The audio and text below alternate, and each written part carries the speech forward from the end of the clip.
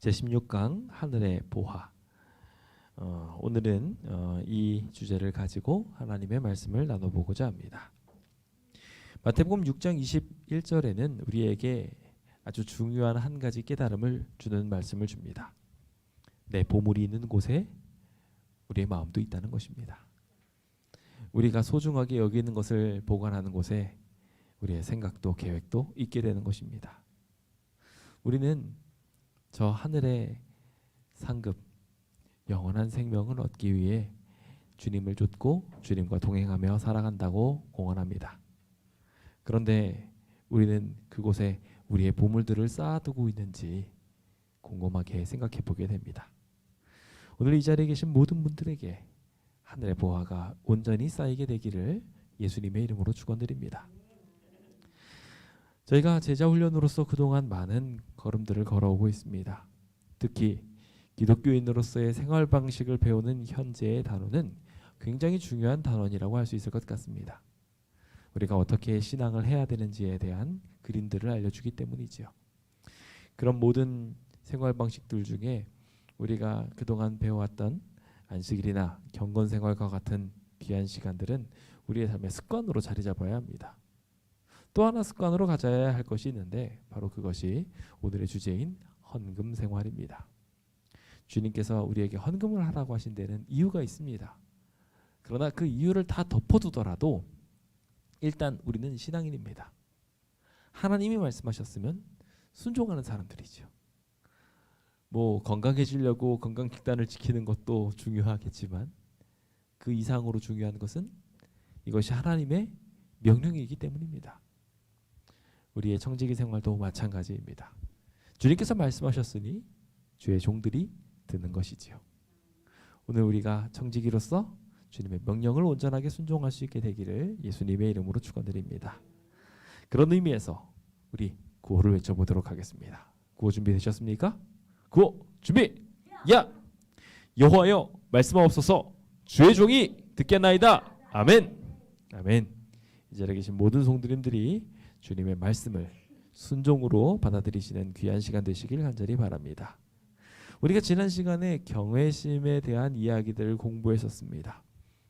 경외심을 보인다는 것은 굉장히 중요한 이야기입니다. 여기에 몇 가지 지표들을 정리해 두었으니 나중에 유튜브로 이 내용을 다시 한번 점검해 보시면서 여러분들의 경외심, 하나님을 향한 경외심을 잘 점검해 보셨으면 좋겠습니다. 아주 다양한 방법으로 하나님께 영광을 돌릴 수 있는데요. 또 하나 주님을 향하여 경외심으로 보일 수 있는 것 중에 하나는 바로 하나님께 드려야 될 마땅한 것을 드리는 것입니다. 오늘 그 하늘의 보화에 대한 이야기를 들으며 거룩한 헌신으로 함께 들어가 봅시다. 마태복음 19장 21절입니다. 함께 읽어볼까요? 시작. 예수께서 이르시되 내가 온전하고자 할진대 가서 내 소유를 팔아 가난한 자들에게 주라. 그리하면 하늘에서 보화가 내게 있으리라. 그리고 와서 나를 따르라 하시니. 한 부자 법관이 있었습니다. 그 부자 법관이 어떻게 하면 영생을 얻겠습니까? 라고 물었습니다. 이 하늘의 보화를 쫓고자 했던 젊은 법관을 주님께서는 사랑하셨습니다. 그래서 그에게 부족한 것이 한 가지 있으니 그 한 가지를 알려주겠다고 말씀하시며 내가 온전하고자 한다면, 구원을 받기 원한다면 내 소유를 팔아 가난한 자들에게 주라고 말씀하십니다. 이 기적은 우리의 삶 속에 일어날 수 있는 기적입니다. 그런데 동시에 일어나기 굉장히 어려운 기적입니다. 자신의 소유를 얼마까지 팔아서 줄 수 있을까요? 이 성경절에 다른 성경절을 보면 내 소유 전부를 팔라는 이야기도 나옵니다. 그렇다는 것은 우리의 모든 소유를 할지라도 다른 이들한테 줄 수 있을 만큼의 마음이 우리에게 있을 때 온전해진다는 거예요. 저는 이 이야기가 사실 오늘 이야기의 핵심이라고 말씀을 드리고 싶습니다. 그래서 마태복음 19장 21절에 있는 말씀을 여러분들에게 소개해 드렸습니다. 이 성경절을 책에다 꼭 기록하시고 이 교과를 다른 이들과 함께 공부하실 때 먼저 읽어보시기 바랍니다. 제가 이 성경 구절을 키라고 말씀드리는 이유 중에 하나는 먼저 첫 번째, 우리 예수님께서 먼저 이것을 이루셨습니다. 예수님께서 먼저 하늘의 보화부터 시작해서 모든 지위를 다 내팽개치고 자신의 생명까지 다 내어던져 주셨습니다. 예수님이 먼저 보여주신 사랑이었습니다. 온전해진 기적은 바로 거기서 일어나게 되었습니다. 우리는 주변 사람들한테 이런 일을 잘 못하면서 살아갈 때, 우리 하나님께도 충성 못하고 있을 때 먼저 누가 먼저 이 일을 하셨다고요? 우리 예수님께서 이 일을 먼저 하셨다는 것입니다. 그 온전하신 하나님의 능력이 우리에게 머물 수 있다는 것도 두 번째입니다. 하나님께서는요, 예수님을 닮아 이 기적을 할 수 있도록 능력 주시겠다고 말씀하셨습니다. 그러니 이 두 번째 기적을 여러분들의 마음속에 꼭 두시기 바랍니다. 그리고 세 번째로 중요하게 짚어야 될 부분은, 그 일이 이 땅에서 완전하게 이루어지지 않는다 할지라도 최종적으로는 어디에서는 완전하게 이루어져야 될까요? 하늘나라에서는요, 완전하게 이루어지게 될 것입니다. 우리가 노력해서 되는 게 아니라 하나님이 하나님의 성품을 우리한테 입혀주셔서 하늘에 가서는 저절로 되게 될 겁니다. 그래서 내가 모든 것들을 다 내어주더라도 하나님이 또 채워주시니까 걱정 안 하고 또 다 내어주는 일들을 할 수 있게 되는 일들이 일어나게 될 겁니다. 그것으로 온전해지게 되는 것이죠. 우리는 그 일을 경험하기 위해 오늘 하나님께 우리의 것을 구별할 줄 알게 되는 기적으로 나아가고자 합니다.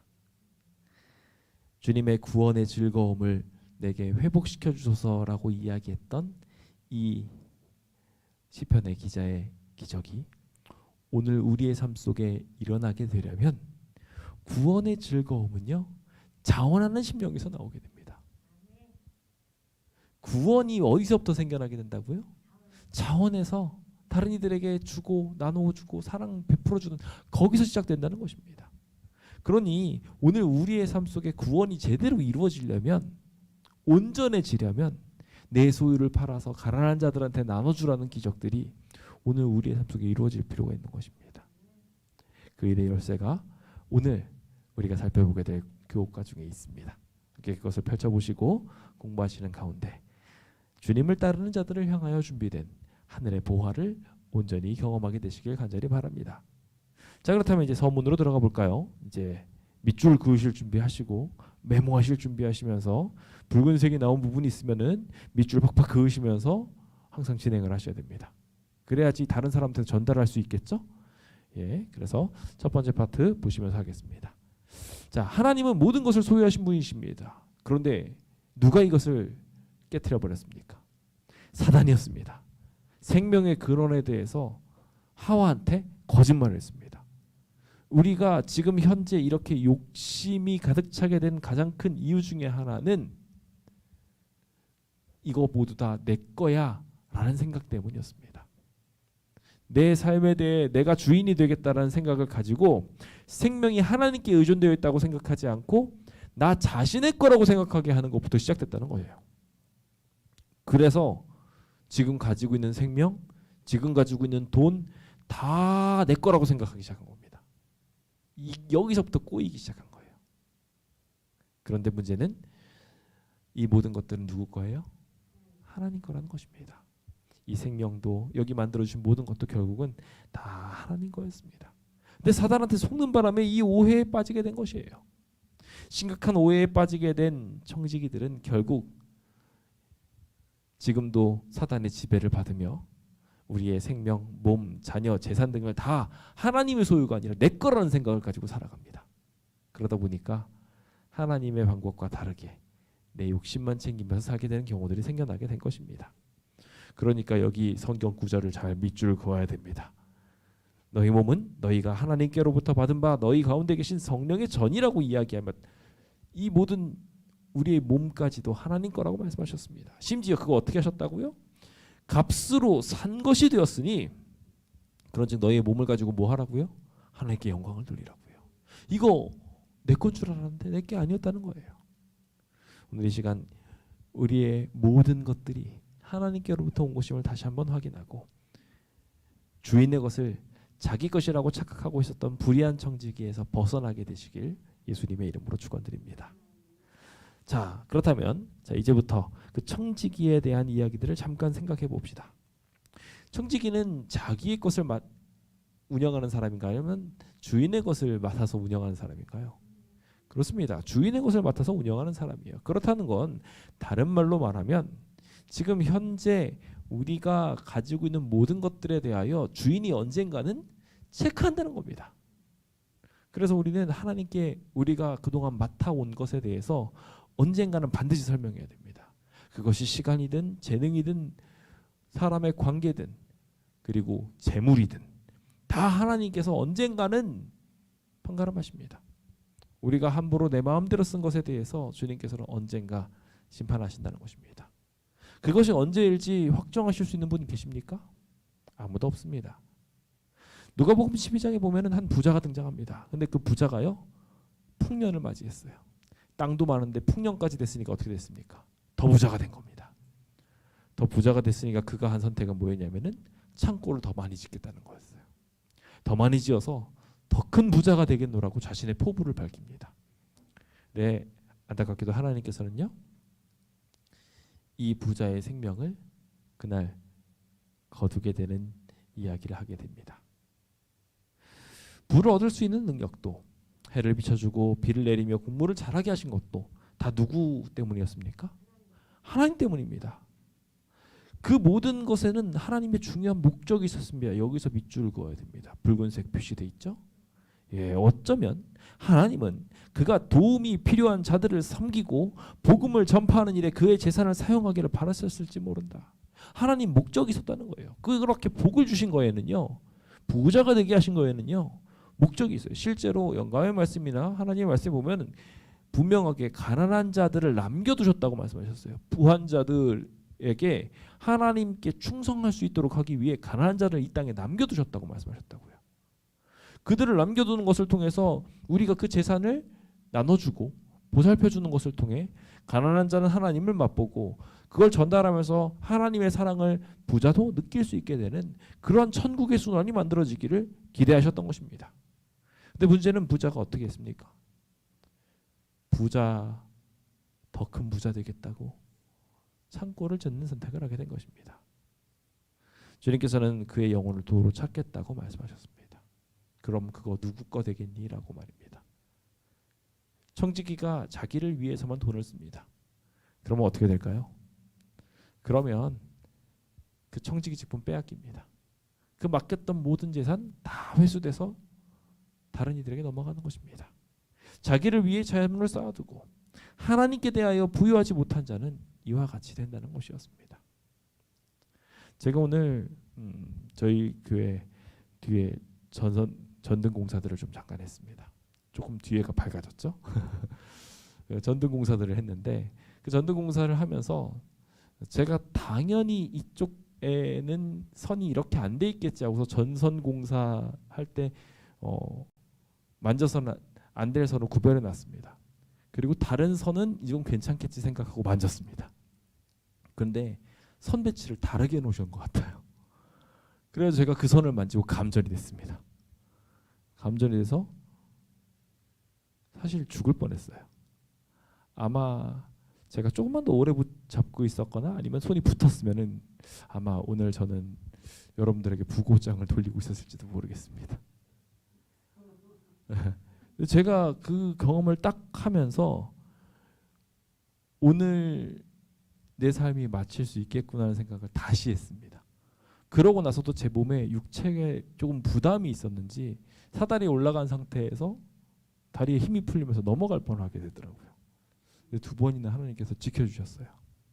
지금도 약간 그래서 분위기가 조금 다운돼 있죠. 힘이 없습니다 몸에. 근데 우리 하나님께서 우리의 삶을 지켜주시려면 얼마든지 지켜줄 수 있는 것을 느낄 수 있음과 동시에 전기를 만졌는데도 전기선을 붙잡았는데 아무렇지도 않아요. 근데 동시에 우리의 인생이 어떤 부주의로 금방 그쳐버릴 수도 있다는 것을 새삼스럽게 확인했습니다. 제가 그렇게 딱 감전이 되고 난 다음에 우리 잠시 후에 이 성전을 돌아보기 위해서 이인희 집사님 오시는 것을 봤습니다. 청소하기 위해서 오셨는데 제가 딱 오시는 그 모습을 보고서 제가 새삼스럽게 안심을 했습니다. 제가 만약에 이렇게 감전을 해서 쓰러졌다 할지라도 집사님께 오셔서 응급차를 불러주셨겠구나 생각을 했습니다. 성전을 돌아보시는 이런 분들 덕분에 제가 안전한 거구나라는 생각도 했고요. 동시에 근본적으로 누가 우리를 지켜주고 계세요? 하나님이 지켜주신 거예요. 하나님이 우리를 지켜주고 계시구나 그것을 새삼스럽게 다시 느꼈습니다. 오늘 우리는 그와 같이 하나님의 백성됨으로 인하여 보호받으며 살아갑니다.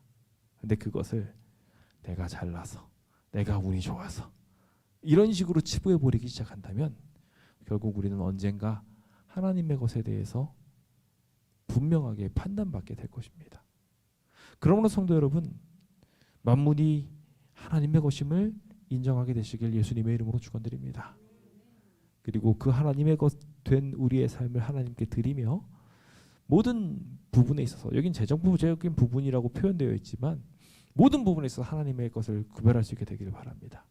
특히 내 보물이 있는 곳에 내 마음도 있다고 이야기한 그 이야기는 우리가 재정적인 문제에 대해서 하나님께 잘 구별할 줄 알아야 그 다음 단계들도 밟아갈 수 있음을 보게 됩니다. 우리가 당장 우리의 몸을 선교지로 옮길 수는 없습니다. 그렇죠? 당장 그렇게 선교하러 가라고 하면 못할 분들 대부분일 거예요. 하지만 대신 선교지에 헌금을 보냅시다는 가능하다는 거예요. 내가 당장 목사가 되기는 어렵지만, 그래서 평생을 바뀌기는 어려울 수 있지만 지금 당장 재정 문제를 구별해 가지고 교회를 돌보는 일에 함께할 수는 있다는 것입니다. 그런 것을 우리가 생각했을 때 하나님의 뜻을 이야기한 첫 번째 단계는 재정적인 부분입니다. 그런 부분들에 대해서 오늘 좀 함께 좀 공부하면 좋겠습니다. 먼저 그것을 살펴보기 전에 하나님을 좀 보아야 합니다. 우리가 하나님께 이것을 드려야 된다, 저것을 드려야 된다고 생각하는데 일단은 구체적으로 잘못됐습니다. 전제가 아까 전에 첫 번째 이야기한 것처럼 이 모든 것도 하나님 겁니다. 기본적으로. 그리고 그 모든 것을요, 자애로우신 하나님께서 우리한테 사랑으로 베풀어 주신 거라는 거예요. 이 모든 것들 다 하나님이 주신 거예요. 지난번에 이상진 목사님께서 오셔서 설교하셨을 때도 주시는 하나님에 대해서 설교하셨습니다. 그 설교하시는 내용을 보면 하나님께서 모든 것을 우리한테 주신다는 이야기를 이야기했어요. 사실 지금 우리가 생명으로 호흡하고 있는 이 모든 것부터 시작해가지고 주님은 계속해서 주고 싶어 하세요. 그 주는 게 독이 되지 않는 한 주고 싶어 하세요. 사탕을 계속 먹어도 우리 몸이 건강하다면 아마 하나님께서는 계속 사탕을 주실 거예요. 근데 그러지 않으니까 못 주시는 거예요. 그렇죠? 이 아이가 달콤한 것을 느끼는 게 좋으니까 하나님께서 가끔가다 주실지 모르겠지만 그게 우리의 몸을 망가뜨리는 것을 아시기 때문에 주님께서 계속 못 주시는 것일 뿐이지, 우리가 감당할 만한 상태가 되면 주님은 계속 주셔요. 그게 하나님의 사랑의 속성이에요. 그렇게 우리가 계속 받아들일 수 있나요? 근데 아니요, 그럴 수 없어요. 바다가 계속해서 물을 받아들이면 썩어버립니다. 그게 사해바다잖아요. 마찬가지입니다. 우리도 계속 받아들이기만 하면 썩어버립니다. 우리가 그래서 하나님께 더 많이 받고 싶으면요, 뭐 해야 되냐면은 자꾸 나눠줘야 됩니다. 그래서 주님께서는 이 나눠주는 일들을 습관화하게 하려고 애를 쓰시는데, 그거를 그냥 사람한테 나눠주라고 하면 잘 못하니까 사람이, 하나님께서 그 신성성으로 이기심을 무너뜨리기 위해서 주님께서는 재물의 유혹을 무너뜨리기 위해 하나님께 바치라고 한 것입니다. 약점을 두어 괴롭히려는 사단의 유혹을 무너뜨리려고 주님께서는 굳이, 주님은 하나도 쓰시지 못할, 그렇죠? 예수님 하나님 쓰시지 못한다니까 좀 표현이 이상한데요. 필요가 없는 재물을 달라고 이야기하신 것입니다. 하나님한테 재물이 부족하실까요? 능력은 또 부족하실까요? 아니요, 그런 거 하나도 필요 없으세요. 하나님은요. 하나님은 그냥 말씀으로 모든 걸 다 하실 수 있는 분이세요.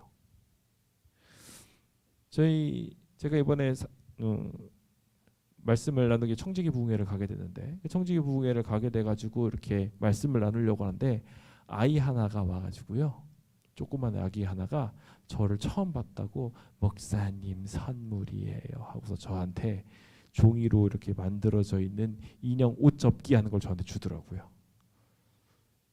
그 아이한테 그걸 받았을 때 제가 기분이 어땠을까요? 좋아요. 근데 문제는 그거 저한테 필요한가요? 그게 필요하겠습니까? 전혀 안 필요합니다. 저는 인형을 가지고 놀지 않아요. 심지어 종이 인형을 갖고 노는 건 말도 안 돼요. 그 아이가 만든 것보다 제가 만든 게 훨씬 더 잘 만들 수 있어요. 그런데 저는 그걸 받고 기분이 좋아요. 이 아이가 나눠주는 게 예쁘고 기특한 겁니다. 마찬가지예요. 하나님께서는 그 이기심을 없애기 위해 우리에게 하나님께 이것을 가져오라고 이야기하는 것입니다. 자이든 타이든 그것을 가지고 오게 되므로 다른 사람한테 나눠지는 일들이 이루어지도록, 하나님의 것은 하나님의 것으로 돌리는 일들을 통해 하나님 공경도 찾을 수 있도록 주님께서는 이 이기심 없애기 위해 이 일들을 하신 것입니다. 오늘 그 일들을 분명하게 기억하고 우리가 더 많은 소비로 인해 사단의 올무에 빠지지 않을 수 있도록, 결국은 빚더미에까지 빠지지 않도록 하나님께서 하나님의 것을 구별할 수 있는 장치를 두셨음을 꼭 기억하게 되셨으면 좋겠습니다. 하나님께 제대로 우리의 마음을 바치게 된다면 우리는 우리의 재정적인 선택을 하나님께로 하게 될 겁니다.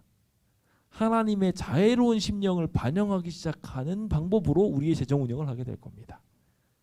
우리 모두 그와 같은 일들이 일어나게 되어서 돈을 사랑하기보다는 가지고 있는 바를 족한 줄로 알고 다른 사람들한테 그것을 나누어 주면서 하나님의 복을 누리게 되는, 또 이런 것 없더라도 하나님께서는 우리를 버리지 않으시고 지키신다는 것을 믿게 되는 귀한 주의 백성들 되시길 간절히 바랍니다. 자, 그렇다면 이제 11조에 대해서 좀 배워볼까요?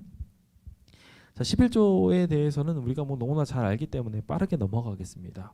11조 제도는 레위 지파를 위해서 만들어지게 된 것처럼 보입니다.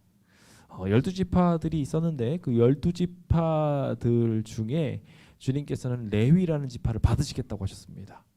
그래서 하나님의 거라고 땅 찍으셨어요. 그리고 하나님의 일들을 제사를 하거나 예배를 드린 일들에 이 레위 지파가 다 소유되도록 하였습니다. 그리고 나서 그 당시 가장 큰 지파였던 요셉 지파를 두 개로 나누어서 므낫세와 에브라임 지파를 만들게 하였죠. 레위 지파는 완전히 구별되어서 하나님의 것으로 드려지게 되었습니다. 그때 이 하나님의 것으로 드려지게 된 레위 지파에게는요, 가나안 땅을 아예 주지도 않았습니다.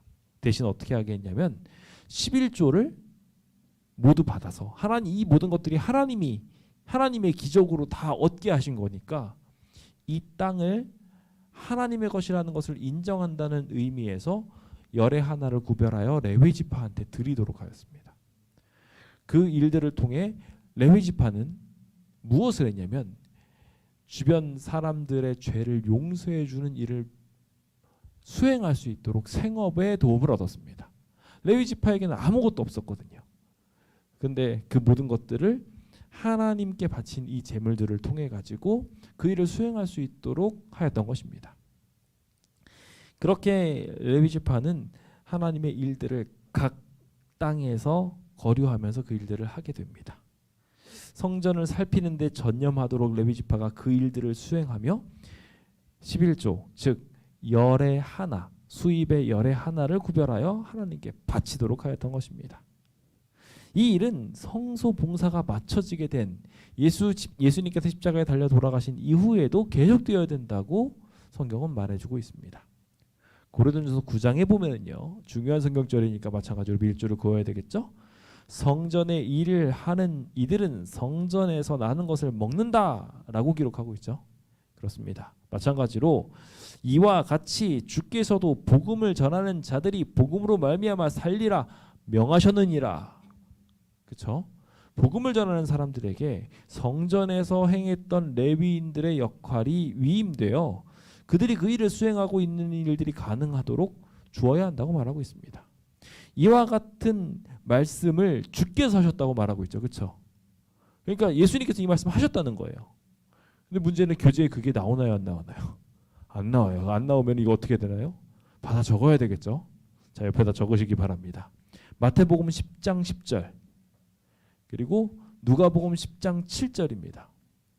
마태복음 10장 10절, 누가복음 10장 7절. 마태복음이랑 누가복음 10장에는요, 예수님이 제자를 파송하시는 이야기가 나옵니다. 파송하게 될 때 하나님께서 그들을 돌아보시겠다는 이야기들이 나오죠. 두벌옷이나 지팡이를 가지고 가지 말라고 이야기하면서 뭐라고 말씀하시냐면 일꾼이 자기 먹는 것을 받는 것이 마땅하다고 이야기했어요. 그러니까 한마디로 그는 아무것도 가지고 가지 말라고 하셨는데 그럼 굶고 계속 일을 하라고 한 게 아니라 가면 그들이 봉사하는 곳에서 너희를 섬겨서 먹을 것을 줄 것이다라고 말씀하신 것입니다. 그러니까 성직에 봉사하는 사람, 복음을 전파하는 사람들은 이런 것들 아무것도 가지지 않고 살아야 하며 그런 것들을 다른 사람들의 부양을 받아 살도록 명령하셨던 것이죠. 그래서 누가복음 10장에서 똑같이 그 집에 유하면서 주는 것을 먹고 마셔라. 일꾼이 그 삭슬 박는 것이 마땅하다고 말하면서 이 집 저 집 돌아다니면서 구걸하듯이 다니지 말고 그들에게 봉사한 삭슬 자연스럽게 공급받으라고 명령하셨던 것입니다. 이와 같이 주님께서는 여전히 11조의 제도들을 두시며 이 일들을 하도록 하였습니다. 제단에서 섬기는 이들 일에 대해서 언급하면서 신실하게 봉사하는 사람들이 11조를 레위인이 받듯이 제단에서 섬기는 자들이 받듯이 똑같이 복음 전하는 자들이 11조를 제단에서 봉사하는 사람들과 마찬가지로 받아야 된다고 설명하였던 것입니다. 오늘 우리의 삶 속에 그와 같은 일들이 잘 이루어지게 되기를 기도합니다. 그래서 하나님의 것으로 구별된 사람들이 하나님의 것에 동참하게 되는 일들이 생겨나게 되었으면 좋겠어요. 여기 맨 마지막 부분에 보시면요. 신실하게 11조를 드림으로써 우리는 복음 전파 사업에 투자하며 영원 구원 사업에 하나님과 협력하게 된다라고 기록하고 있습니다. 그러니까 11조를 드리는 것으로 우리도 같이 뭐 하고 있는 거예요? 목회하고 있는 거예요. 이해되셨습니까? 성직에 동참하게 된 일들이 일어나게 된 겁니다. 그래서 요한복음 4장에서도 내가 너희로 노력하지 아니한 것을 거두러 보내었다고 이야기하면서 그들이 노력한 것에 너희도 동참했다고 말하고 있어요. 먼저 뿌려진 모든 씨앗들에 대해서 함께 동참하도록 주님께서 우리에게 불러주셨던 것입니다. 그 귀한 사역을 오늘 우리의 삶 속에 가만히 넣어두시고 그 믿음대로 걷게 되길 간절히 바랍니다. 이 11조를 진행하는 것에 대해서 필요성은 알았습니다. 어떻게 되는지도 알고 그 의미도 알겠습니다. 그런데 문제는 그것에 정직하게 임하기가 참 쉽지 않다라는 겁니다. 근데 여기에 대해서 중요하게 말씀드릴 부분이 있다면 일단 기본적으로 11조는 하나님의 것이라는 것을 다시 한번 기억해야 되고요. 동시에 붉은색으로 기록되어 있죠. 하나님의 11조를 그분께 돌려드리는 것은 두 가지 중요한 키워드. 하나님 앞에 정직하다는 거. 아나니와 삽비라 기록하시죠. 하나님 앞에 정직해야 된다는 것이고요. 두 번째, 충성의 문제입니다. 내가 하나님께 충성하고 있다는 것에 대한 표시인 거예요. 실제로 중세에도 세금을 바치면서 그 세금을 누구한테 바치냐에 따라서 누구한테 충성하고 있냐를 증명했습니다. 마찬가지예요. 하나님께 드리는 것으로 나는 하나님께 충성한다고 표현해야 되는 것입니다. 그럼 어떻게 할까요? 중세시대의 보호를 받았던 영주들이 그와 같이 세를 바침으로 보호를 받았던 것처럼 우리가 하나님의 사업에 투자하고 하나님에게 우리의 것을 드림으로 우리는 하나님 겁니다 라고 인정하게 된다면 하나님이 우리를 책임져 주실까요? 안 책임져 주실까요? 책임져 주신다는 거예요. 근데 문제는 우리가 하나님의 것을 돌려드려야 되는데 그것을 도둑질하고 있으면요. 오히려 어떻게 될까요? 하나님이 복이 아니라 심판을 내리실 것입니다. 그래서 우리는 말라기에서에 나와 있는 명확한 이 권면을 기억해야 됩니다. 말라기 3장 8절에서부터 10절에 있는 말씀 굉장히 중요한 성경절이죠. 네. 어찌 하나님의 것을 도둑질하느냐. 11조와 헌물을 도둑질하고 있는 것에 대해서 하나님은 심판하신다고 말씀하셨어요. 하지만 반대로 온전한 11조를 하나님께 드리면 하늘의 창고를 열고 복이 쌓을 것이 없도록 부어주겠다고 말씀하셨습니다.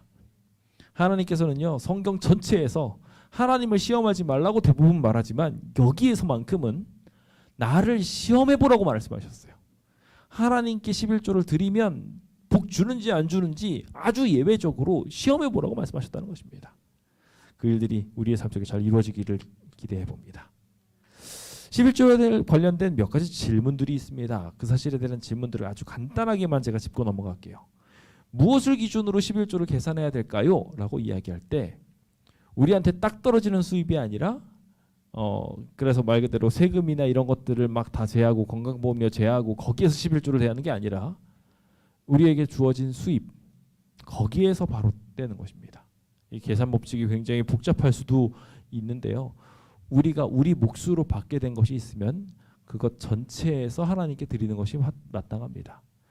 사실 건강보험료라든지 세금이라든지 이런 모든 것들이 다 결과적으로는 나를 위해서 쓰는 거거든요. 그렇죠? 그렇기 때문에 그와 같은 것들을 다시 나를 위해서 이제 쓰는 것이기 때문에 하나님의 것으로 구별한 일에 제외시켜 버린다면 그것만큼은 하나님이 내 것이라고 이제 내 것이라고 소유하는 부분으로 남겨두었기 때문에 온전한 것이라고 볼 수 없다고 말씀하실 것입니다. 동시에 환급금이나 유사한 상환금이 생겨났을 때는 어떻게 됐을까요? 이거는 11조를 낸 겁니까 안 낸 겁니까?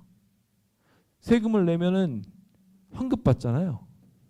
뭐 양심이 거리끼는 분들은 뭐 저희 목회자 같은 경우도 그렇습니다만은 여기서 다 11조 그냥 제외하고 합니다. 그런데 원칙적으로는 이 세금에 대해서는 우리가 이미 11조를 냈습니다. 낼 필요가 있을까요 없을까요? 세금 환급금에 대해서는 낼 필요가 없습니다. 예, 내셨는데 안 내셔도 된다는 겁니다. 예, 왜냐하면은 그거는 이미 앞에서 냈잖아요. 그렇죠? 낸 것을 환급받은 거니까 그건 안 내셔도 상관없습니다. 그런데 낸다고 해서 뭐라고 할 사람이 있을까요 없을까요? 없습니다. 전 냅니다. 전 내는데 어쨌건 여기 교재에는 대충에서 나온 교재입니다. 교재에서는 그런 거는 이미 낸 것이기 때문에 초과해서 낼 필요가 없다라고 소개해주고 있습니다. 두 번째 11조에 관련된 질문인데요. 다른 것을 지불하고 11조를 낼 돈이 없는 경우가 있습니다. 저 그지라서 돈 못 내요. 이런 분들 계셔요. 그런데요. 뭐가 먼저이냐예요. 그렇죠? 하나님이 먼저 이것을 요청하셨습니다. 그러면 우리는 11조 먼저 떼고 나머지는 빚으로 있는 겁니다. 그게 원래 자세예요.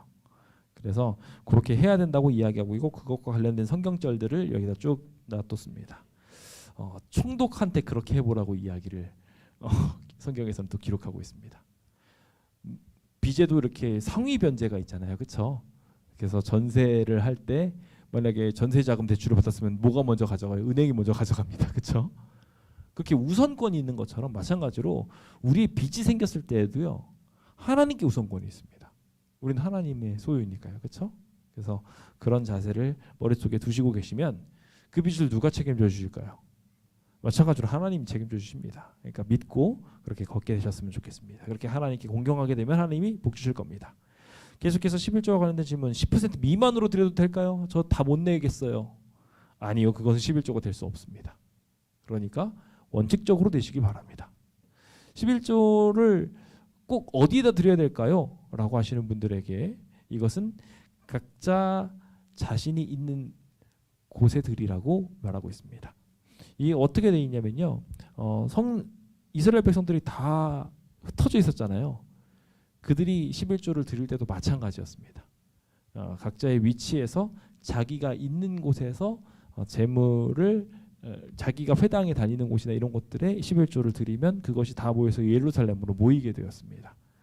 마찬가지 방법으로 그들도 각자 위치에서 각자 교회에서 지역 교회에서 자신이 섬기는 교회에서 그 임금을 드리면 그것이 다 같이 화폐 곳간으로 모이게 됩니다. 그렇게 해서 다 같이 그 11조가 그 다른 교회에서는 그 11조가 그 목사님의 수입이 되는 경우가 있습니다. 다른 교단들에는요.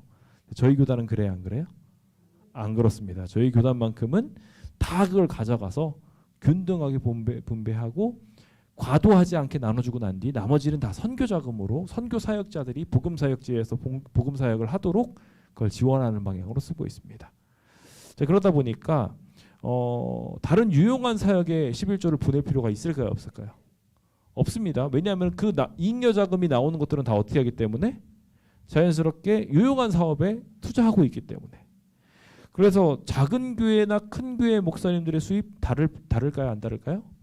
안 다릅니다. 다 똑같습니다. 다 똑같은데 대신 이것만 있습니다. 국가의 법칙이나 이런 것들에 따라 연차가 올라가면 올라갈수록 호봉을 더 쳐주게 돼 있습니다.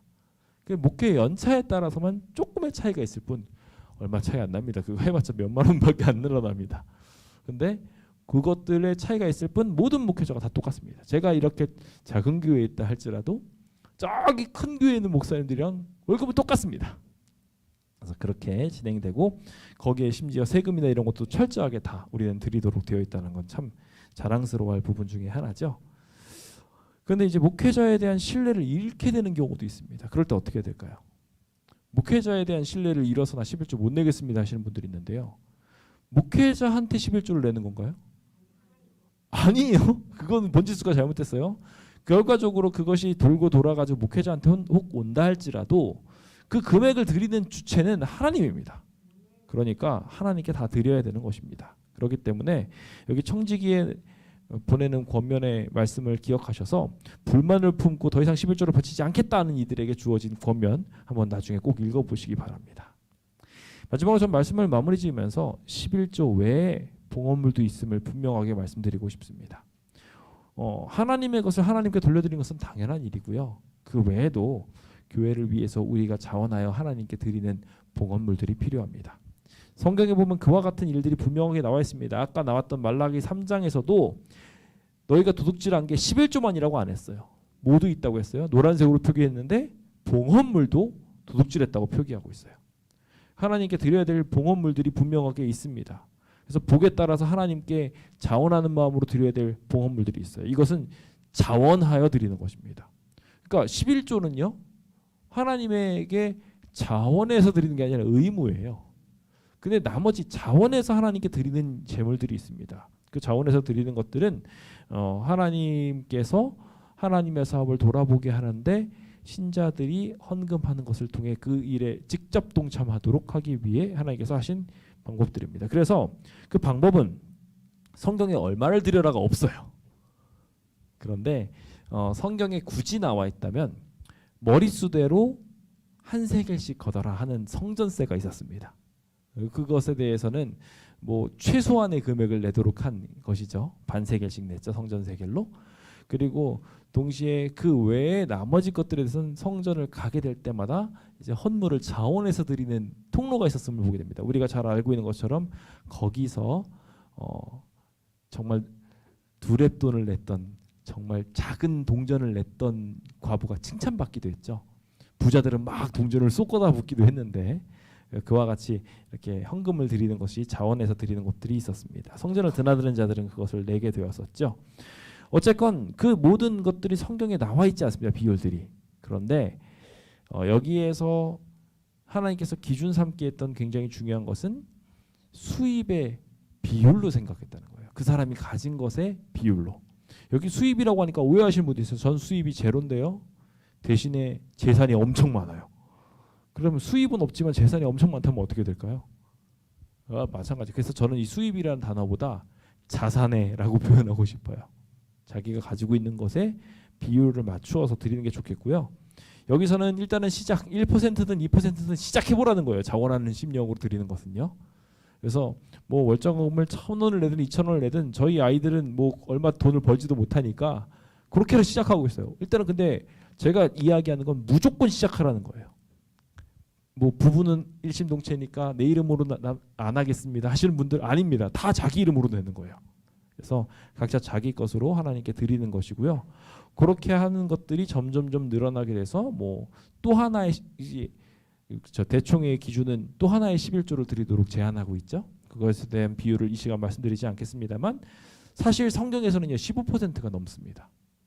그러니까 그게 어디 나와 있냐면은 여기 책에 없습니다. 고린도전서 16장 1에서 2절에 있는 말씀을 보면은요. 그 당시 통용되었던 규정이 있습니다. 근데 이게 이렇게 해라고 하나님 명령하신 거 아니에요. 바울이 한 말이에요. 바울이 권면한 거니까 그러니까 하나님 명령은 아닙니다. 근데 그 당시에 있었던 사람들이 했던 거예요. 뭐렇게 했냐면 매주 첫날에 일 한 수입. 그러니까 6일 동안 일하는데요. 6일 동안 일하는 것 중에서 첫날 일요일에 일하는 것은요. 모아가지고 헌금하라고 했어요. 그러니까 수입의 6분의 1을 드리라는 거예요. 하는 성도들에게 연보를 할 때 11조 외에 하는 것이.